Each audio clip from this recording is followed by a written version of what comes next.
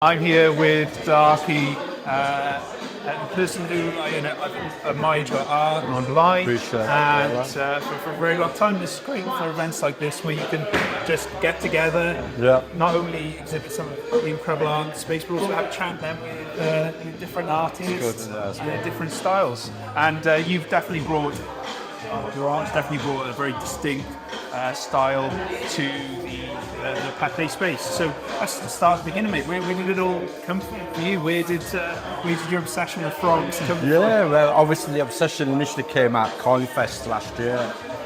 We did Coinfest in November, so literally just like a year to the day. And I met Hansel, Indelible, Easy B, Lind was there. Pretty much quite a lot of the guys in the room right now. And I was invited to join them and draw Pepe's. So literally a year ago to the day is when it all started.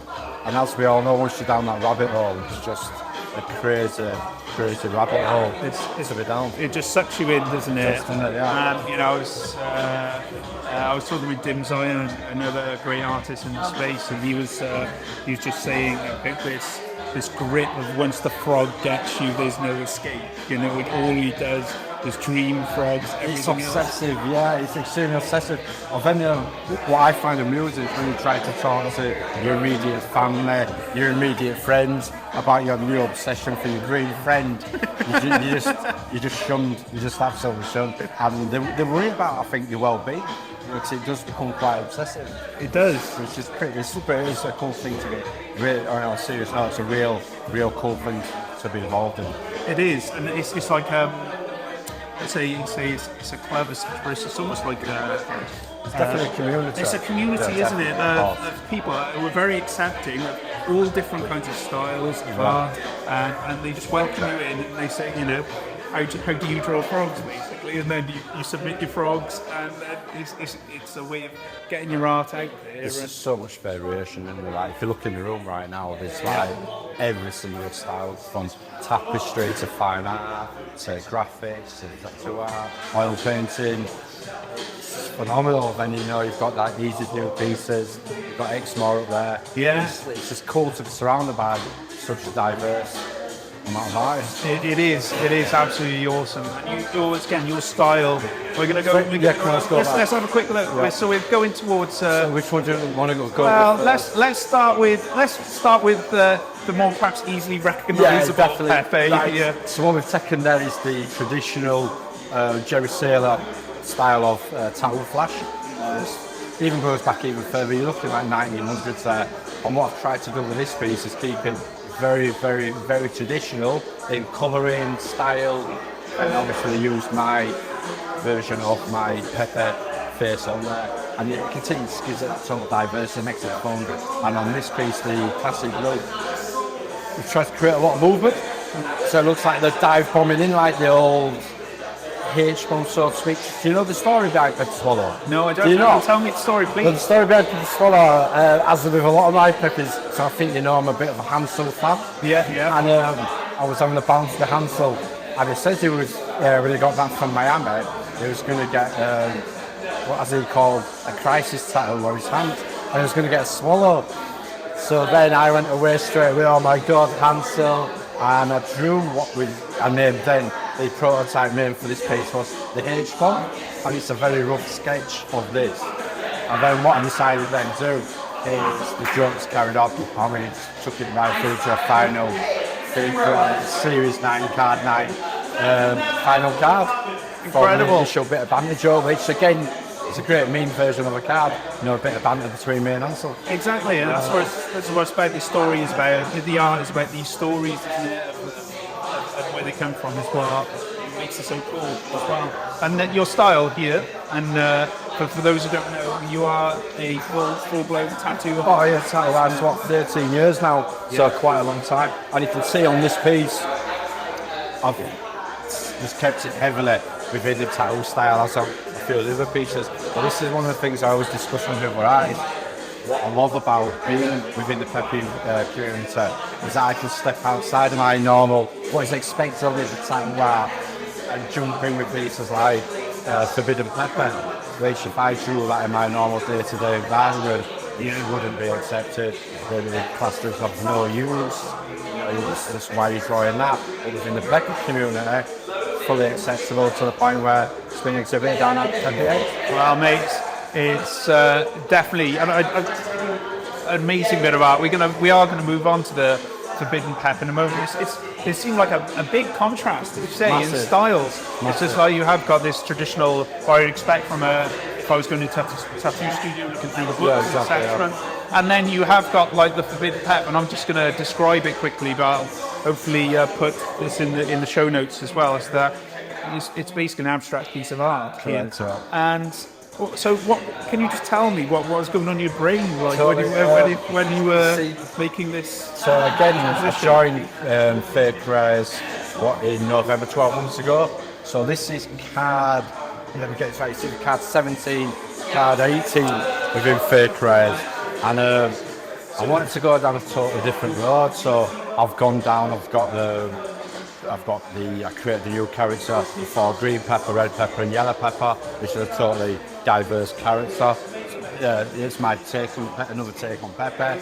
I've got the digital peppers that I've done, and I've actually never done an abstract piece professionally, and I wanted to do an abstract piece, so I did my research on the other Pepe abstract pieces that have been done, for example, like VVD, a few others, and I made sure it's totally different. I didn't want to get into any to-dos about a bit of similarity or anything like that. And what I love with this, I'm doing it, is we have a thing in my trade what we call simple is the opposite of easy. So even though it's very simple, it wasn't easy. Again, it's Hansel every time. He's like the go-to guy. I must do his heading. I must absolutely do his heading. And you think something's going to be 10 or 15 minutes, or it's just abstract 10 15 minutes. I probably put as much time into that as I did Pepe Swallow. Wow. Because that's my day to day. That's totally new, and I want it to be bang on. Everything there might look randomly placed. It's not. Nothing is random in art unless you want it to be. So, how did you go about choosing these specific colours? I appreciate Pepe is green. Pepe is also red and black outlines. But why these particular colours? Those exact particular colours there.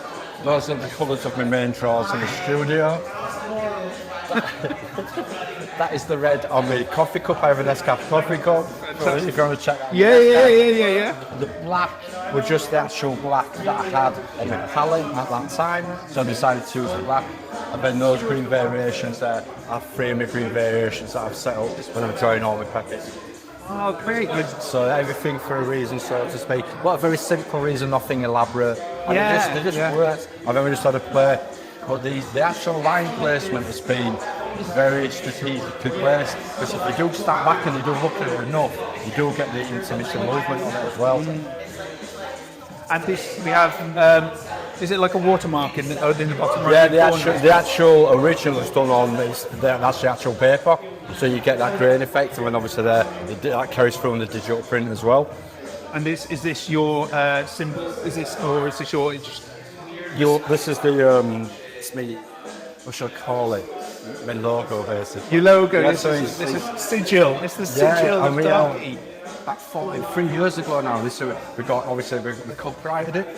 So Darky, and the logo's all copyrighted in UK copyright as well. Oh, fantastic. So just to brand it, basically. Yeah. I think that's great. And there's a thing about Pepe artists as well. Perhaps not someone yourself who is traditionally kind of trained or has a day job in Pepe's, but it's how people can begin to show their creativity, well, on a different theme in a different way, and then also bring their brand out, and then branch out then onwards. What I found, it's a vehicle. Yeah, definitely. What I found with the Pepe is it really got me drawing again. And I mean, not drawing to order, as per se, with my day-to-day job where somebody will come in and want to tattoo that specific design, so you're very commissioned to draw that specific piece. Whereas with Pepe, you've got tough. You can sit, yourself with your card, you can sit there and go, right, I'm going to draw a Pepe, and it's like, I can draw anything in the whole wide world, and you can sit there like, oh, what am I going to draw? And that's what I love about Pepe. There's no restrictions. It's entirely down to yourself. and it'll be welcomed as well. No one will shun you for doing that. It's brilliant. Exactly. It's really cool. It can be anything, but at the same time, just starting with a frog or an idea of a frog. It's also easy to start with. If I told you to draw anything, you'd probably be paralysed in the sense Yeah, of, exactly. But what do I do? If I say, okay, draw something that's Pepe themed. Okay, I've got this idea. I want to, some pieces maybe you want to do a Pepe like with using chilies, for instance. Brilliant, Naples, brilliant. So it's, it's a great starting place. I just want to now, if we walk over to the other piece as well that we're going to talk about as well. So this is the again a familiar style maybe, yeah. Yeah, this is going back more towards the and tattoo style there, and the panther as well. So that's how I met you, and how I first found your work when you just asked for memes of five-eyed panthers, and I put in Panther from Gladiator. So for all those that are in the know. So in this particular piece, then, what does the panther symbolise here, or is it just a symbol from? Again, it's part of the what I named the classic series. So in the classic series, there's what we've just looked at: Pepe Swallow, there's Pepe Panther, there's no sea Pepe, part sea Pepe, soon to be released sea or Pepe. That's another story as well. And there's a couple of others within the classic series. So again, the panther, my understanding has always been represent strength within the tattoo symbolism. It's a good, strong old Americano tattoo again, the Jerry Sailor. And what I've done is taken a very classic design, slightly changed it. Again, taken my Pepe, put him on there. Got a few mods in the details claws, there. I love so we've got the fake Pepe in the claws.